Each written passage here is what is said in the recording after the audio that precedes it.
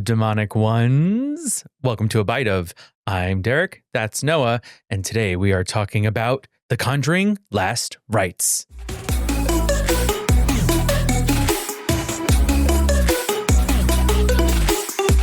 The fourth in The Conjuring, the final, supposedly. They said that there might be a prequel series in the work. I don't know. But this is the end of the franchise, I guess. No more La Llorona, no more Annabelles. This is it. Yeah. All the series has come to an end with this fourth and final. We did revisit 1 through 3. That's our last episode. The reason why there was a little bit of a break, just putting it out there, we did unfortunately lose our cat. So we were taking a little mental health grieving process, but we are back. Over on Patreon, we picked up A Bite of the Week, where we talk about the latest movie, TV, whatever pop culture news. So, support the show and get free episodes. Every week we talk about things that happened.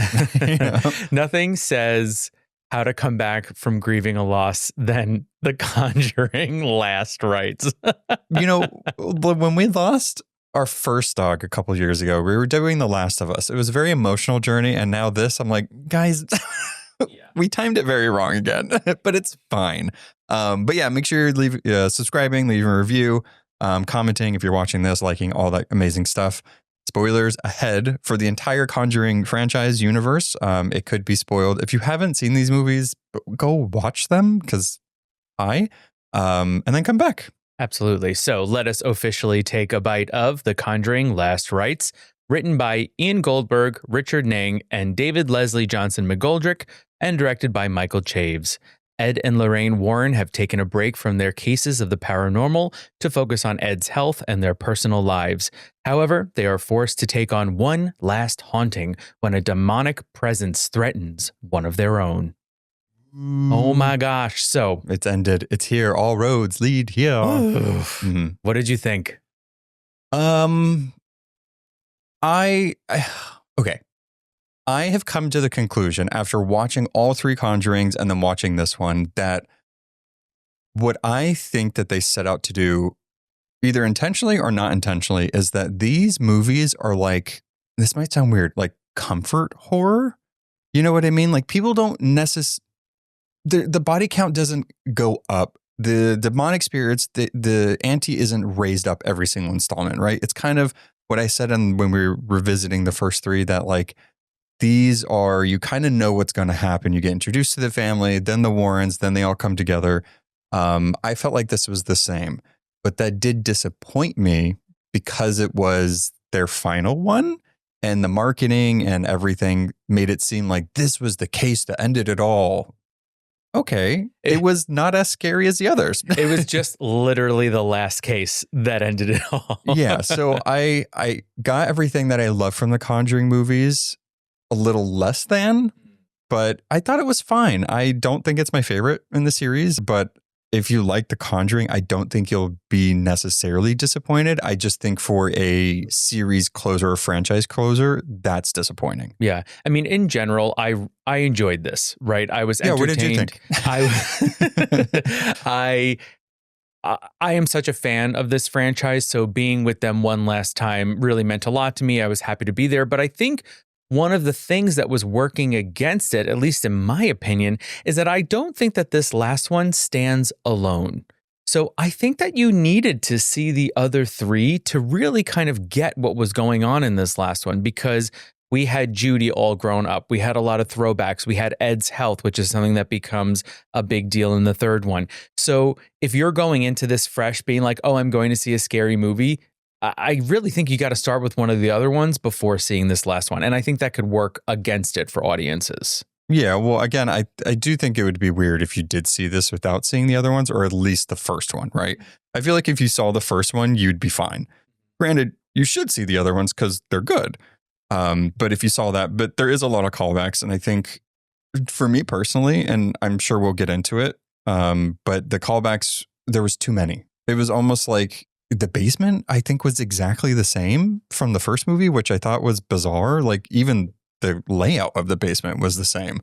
It just seemed almost like, I get like in franchises, right? When they're ending, they want to show people that got the franchise to this point, right? So we see people in the past, we see callbacks, we see Easter eggs and stuff, which is fine. But I think the movie relied too much on that. Mm-hmm. But in the inverse, I love the family drama part of it, of like the Warrens. Everything that was happening with the Warrens, I almost forgot it was supposed to be a horror movie in some aspects, because it was like Meet the Exorcists, not Meet the Parents, but it was like Meet the Exorcist, right? And she's introducing Tony to her parents. So I liked that aspect of it. So it was interesting. I'm not sure what they were trying to do with this movie, but it didn't feel like a finale. I almost wonder if it was a balance issue, right? Because we did start off with that similar thing of kind of looking at a case that wasn't, well, in the past, let's say, it wasn't the main case for this, but this one very particularly connected to the case of this. And we get a glimpse of the Warrens from the past. Then we have Ed's birthday party. Then we learn that Judy has a boyfriend. Then we hear about this other family.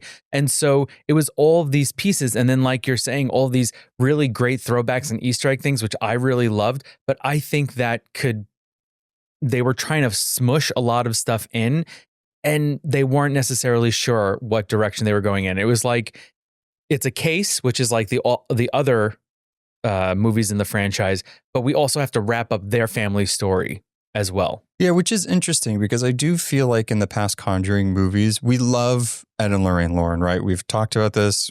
If you want to hear all of those thoughts, listen to the episode in the past, but we love them. But one of the interesting things about the movies is that we don't really learn too much about them outside of just the little times that we're spending with them, right? We just love them, and they play them so true and straight and like great that we're just here for them, right? And so I think adding this much background to them was interesting to do in the final one, when it was like, by the way, there's still like a case that you guys have to do. So like, that's going to be the climactic part. That almost was like, oh, well, let's just tie it to like a case that they did. Yeah. I think one of the things that I had mentioned in our last episode was when I saw the first Conjuring, to me, it felt like it was mainly about the Perron family, and then the Ed and Lorraine were the people that came in to help them. And we see that in the second one. In the third one, a little less, because it's like detective story. This one, it really felt like these are the Warrens, and then they just happened to be on the job for 1 or 2 nights. Yeah, which I do appreciate. It was just long, and I felt like doing that much almost slowed the momentum a little bit of the movie itself. One of the things that we did talk about in the 3 Conjurings before, James Wan had done the first 2. Michael Chaves, is that Chaves, I believe? Yeah. I was saying Chavez when we were doing it. That's what I assumed it was. It's apparently not. I did the same, so apologies to Michael. Sorry, Michael. But so what we kind of look for in these movies is the Conjuring moment, right? In the first one, you could really point it to a couple different ones, but like the mom being upside down in the chair, like there's the big climactic moments. And this one, I felt like it was almost missing it just a little bit. We got the Annabelle moment, right, of it growing big, which I was not a fan of. I really didn't like that, because one thing I've loved about the Conjuring movies is, even though it looks impressive, it's usually like low tech and not necessarily super huge CGI. As it's gone on, it's leaned a little more into that. And then the mirror, which can lend itself to some cool like camera tricks and stuff, but I'm not too scared of a ornate mirror, So it was lacking in that, and like a guy in overalls. Like I was just like waiting for like, oh, what is like this Conjuring's moment? Like the crooked man, where is that moment? And I was kind of disappointed that we didn't get that. Like, we saw Lorraine in a bunch of blood, but okay. Yeah. I mean, even if we look at that basement scene again, she falls into this big puddle of blood that doesn't necessarily exist. And something similar happens in the second one, right? They're in a basement. There's a flood. They're swimming around. They can't do it. So again, is it that they were pulling these things from the past to kind of tie it all up, or that they run out of ideas? That I don't know. But I agree. Even in that final climactic moment where this demonic mirror is chopping people in half, trying to, at least, we don't see anything. Well, I think what is really funny, the more I think about that moment, and again, like I think they shot this movie really well. Like it's all pretty much in handheld, which gave like an interesting depth of field, which made it feel more 80s than before, which I liked. But like that, but like the climactic moment was like the Smurls kind of get literally moved out of the picture, right? So I thought that was interesting. And then it's just like the dad, the Jack Smurl and Ed and Tony kind of helping, just moving a mirror. It was interesting. I was like, this is like how they're going to end this, like this franchise is like just moving a mirror, which I did like it spinning and it kind of, I guess, tearing Tony up a little bit. But that was interesting. I was just like, where's the ghosts? Where's the demons? Yeah. You know, my biggest worry in that climax, and I really mean this, is that I hope no one touches the mirror, right? That was the big thing. Don't touch the mirror. Oh no, they touched the mirror. Whereas in the past, it's literally like trying to exorcise a parent or, you know, trying to kill a child or something. You know what I mean? Like the stakes were much higher in those other ones than they were in this one. And I think, you know, as far as the Smurls are considered, again, we have a family dynamic here. It feels very similar of them living in this house and they can't leave and they're stuck there and they're trapped. I didn't appreciate their reason for not leaving. Their reason for not leaving was like, we're broke. And it's like, you don't even know anyone. Well, but like you're in the 80s, you know what I mean? Like, I know it's kind of rough, but like, is dying better than not?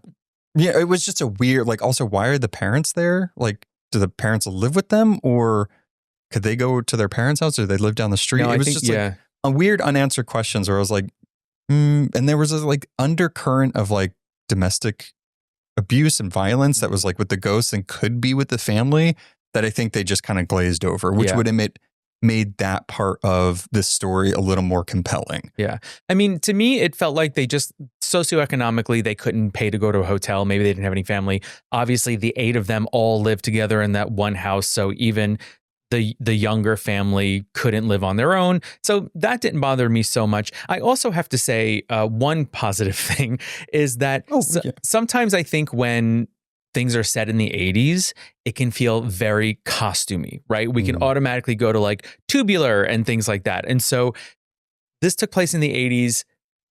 I felt like they didn't go too over the top with the costume design because I think that that's really easy for costume designers to do when it comes to the 80s, just because we think of lame dresses and, you know, jazzercise and things like that. So big teased poofy hair. Yes. Yeah. So I appreciated that about this. They felt like real human characters in this world. And I even think with Ed and Lorraine, this is the oldest we're going to be seeing them out of the franchise. And they still looked great, you know? Yeah. Well, I thought it was funny that they still dressed how they dressed in this time, especially Lorraine. She was like a stark, like, your outfit's out of place now. Because if you see her next to Judy very much was like Stevie Nicks. And Lorraine was like, I don't know, Victorian doll. You know, so it was interesting to see them both together of like, oh, like the times are literally changing. They're eventually going to, I guess, teach a new generation of exorcists in some way. But I did think that was nice. I like seeing them kind of, they're actually literally retiring because there's a new generation here. Well, let's talk about Judy a little bit. I really liked her. I thought she was really good, really strong. And I liked that idea of us kind of feeling like the gift has been passed on, right? There is the one person in the relationship who has these psychic abilities, and there's the other person there that is going to protect them and uphold them through all these trials and tribulations. So I appreciated that. And I think that the actress that played Judy, who I had mentioned isn't the one that played her in the first 3 movies, Mia Tomlinson, I think she did a fantastic job, especially in the scene where she's trying on the wedding dress in the endless mirrors. Yeah, I think the saving graces for this movie, for me, is the cast, the performances. Judy, Ed, and Lorraine. I think Tony was fine, but really they're the ones that I sat in my theater seat for over 2 hours to watch, right? Even though this was a new actor that played Judy, I love the character, right? And we did see younger Judy to now. And I think she looked like her. Like, it looked like, man, that could be her grown up, right? So as fans of this franchise, being with these characters for over 10 years, it was nice and to see that. I think they did a good job with Judy. I loved the wedding scene, even though I was like, it's kind of cheesy for them to bring characters back. I did really like seeing those characters and James Wan making an appearance in the crowd, which I thought was nice. But yeah, I like Judy a lot. I think her story was great. I liked the idea of her getting the visions or the clairvoyancy that her mother had. It did really annoy me, though. It fell into that trope and trap of, oh, they're going to have the same ability as me. I need to protect them and shelter from. It's like, why though? Like, you know what could happen. And also, you would think that over these years, Lorraine has learned that hiding it is not the answer. Right. Right? It's Right. what's given them their livelihood. It's what's connected them to their faith. Why would she decide that for her daughter? Just because of maybe seeing her daughter as a little girl, she was scared? Well, right. Yeah. I mean, I think the idea is to protect them, right? So it won't happen. But she should know from her own experience that you can't necessarily completely shut that off, right? It's like you're going to be getting bouts of visions and stuff, which she did regardless of teaching her how to shut those out. So there was just a few things in this movie where like the past movies didn't really fall into generic tropes like that. And this movie really, I was like, why aren't you telling each other things? This is weird. Like, can y'all communicate? You guys aren't usually like this. So it was weird of like, I know why you're doing it to push the plot forward, but it's really annoying because your characters don't do that. Yeah, I understand that. And I think so. Another interesting bit about this movie is that we do see a younger Ed and Lorraine Warren. Loved it. Yeah. Played by different actors, but they looked so much like them. They did such a great job with the casting there. But we see in that first scene, this mirror demon once tried to take Judy's life when she was in utero, right? And then she was stillborn when she was born, but they brought her back. So maybe that has something to do with, I don't know, Lorraine being so protective of her, perhaps. But, you know, again, it was really rooted in this family story and what it led to now. I like that. I think it was nice to have like one of their very first cases come back to them, right? Did I think it was as bitey or as like intense or the one that ended it all for them? No, I don't. Like, I think that's what was like disappointing because they themselves hyped it up, but I liked that there was a through line with that. Yeah. Like as soon as they saw that mirror, they're like, this is the same mirror. Ooh, it's scary, right?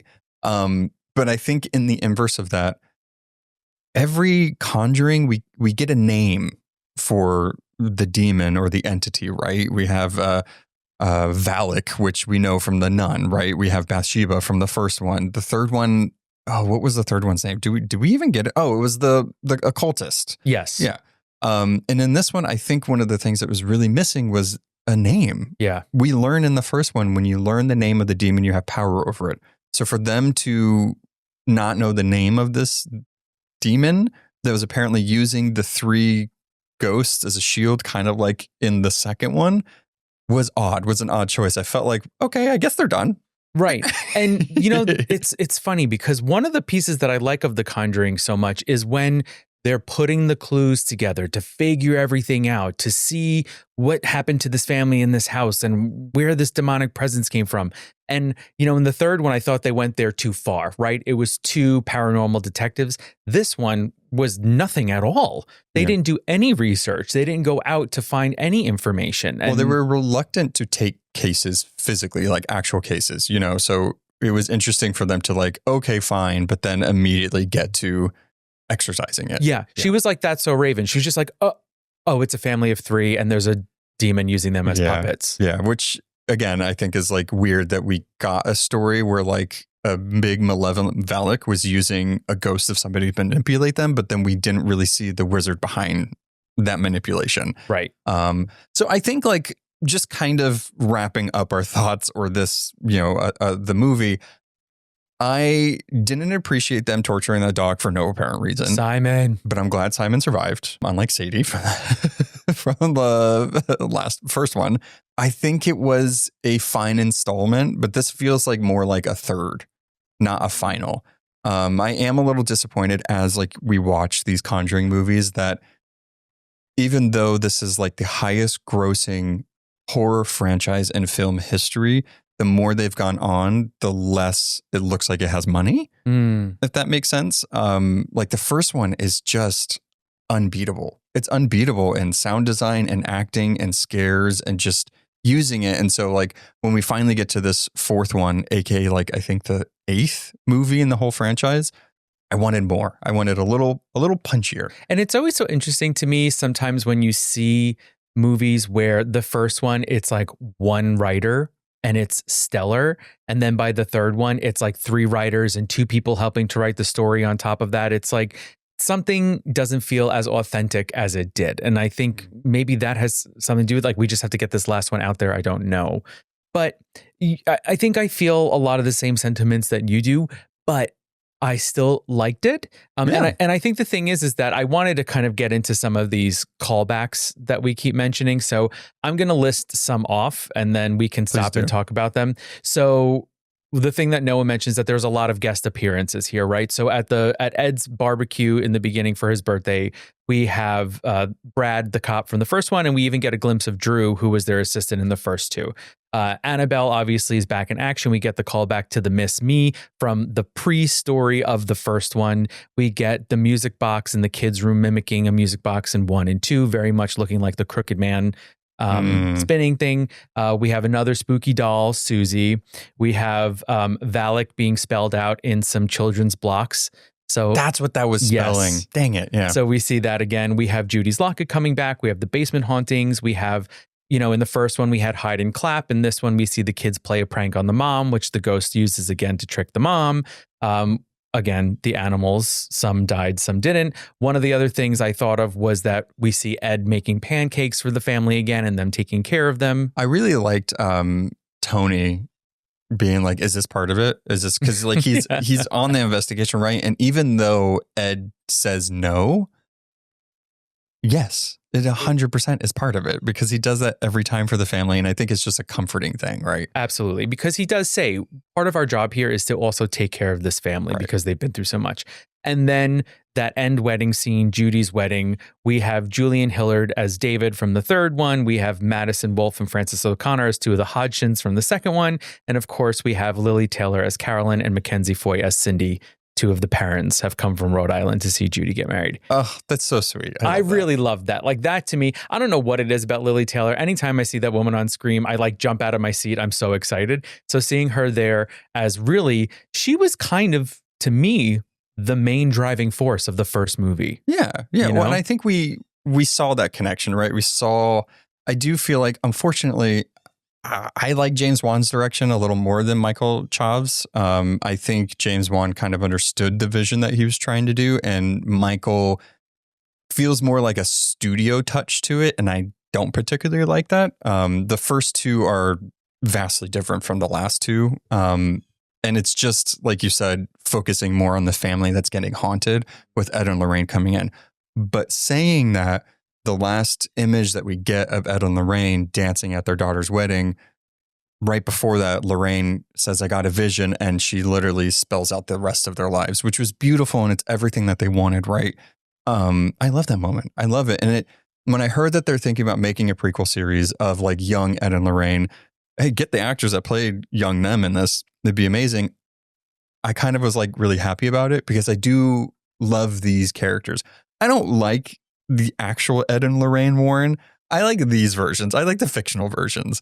And I just kind of want more of them, I think it's they created something very interesting to where it is a cozy haunting house movies that like there's some gore and stuff like that, but like I still get surprised that like this one is rated R. It does not feel like it should be rated R because it's like I could pop this on and like have it on while I'm like cooking dinner or something. You know what I mean? Like it's super chill. Yeah, I like, we have cozy fantasies now, and I like the idea of cozy horror movies as well. That's really my type of horror movie. Yeah. Really kind of about the people, about the experience. There's a couple of jump scares in there. And, I have to say that final scene of Lorraine having that vision of the rest of their lives actually brought a tear to my eyes. I heard, because I really do love these characters. Yeah. I love what they've built in this Conjuring universe. I love this idea of leading with kindness and love and faith. I don't think you see that a lot in horror movies. And so seeing their story spelled out definitely made me feel emotional. And then, of course, our final text letting everyone know how they passed away and how they were together till the end. Actually really sad. Yeah. It was really sad. That she lived a really long, 92. Beautiful life. Yeah. I didn't realize she was that old. Like, yeah. That's damn. So I will say that I felt moved by that. I thought it was a nice final chapter to this book of The Conjuring. I will say that when we left the movie theater, there was this guy and he was saying to his family, this movie wasn't scary at all. And it's that idea of, I don't necessarily know that it's supposed to be like so scary. Yeah, I do feel like, I don't think it's supposed to be like super, super like uber terrifying, but I do think it was missing some of those like quiet, intense, where the score is really driving the fear. I think it was missing that part to it, right? The sound design wasn't as good as the other ones. And I think it kind of just plays into that, right? If like we're supposed to be scared of a mirror, right, and a guy in overalls, like it's not going to work. But I feel like this movie oddly was more of a family drama than it was of an actual haunting. Last rites, more like last wrongs. Yeah. I did. Well, we didn't say Father Gordon does make an appearance in this, and he does unfortunately not make it out of the series. Yeah. So he's like really the only casualty. Trigger warning, honestly, though, for death by hanging. Yeah. Three different times. It's pretty rough. Yeah. Yeah. That I guess now makes sense why it's rated R, right? Yeah, that's true. A girl vomiting blood doesn't put it at rated R, but that was gross, though. That was gross. Yeah. Okay. So this is, until the show comes out, our final kind of talking of The Conjuring, right? We ranked our first three in the last episode.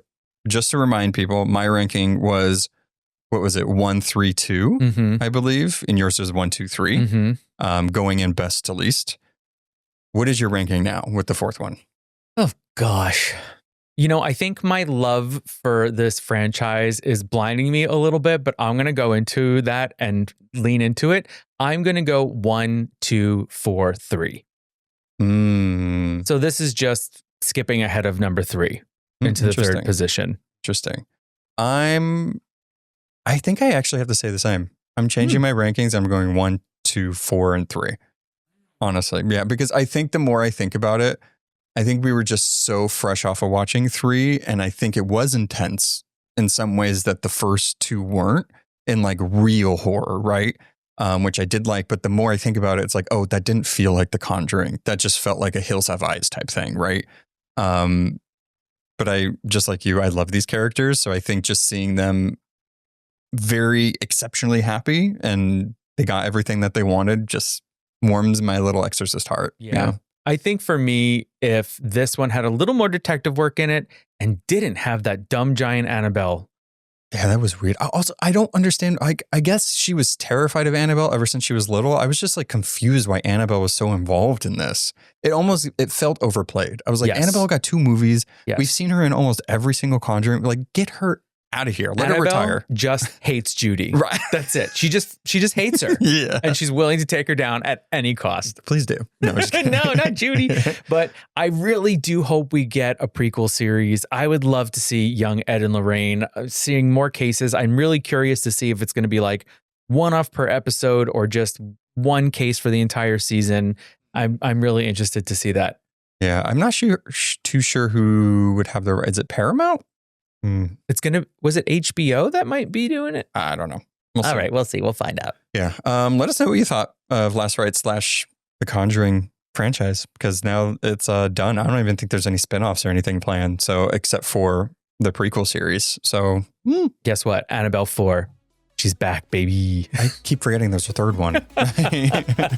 All right. Well, till next time. Bye. Bye.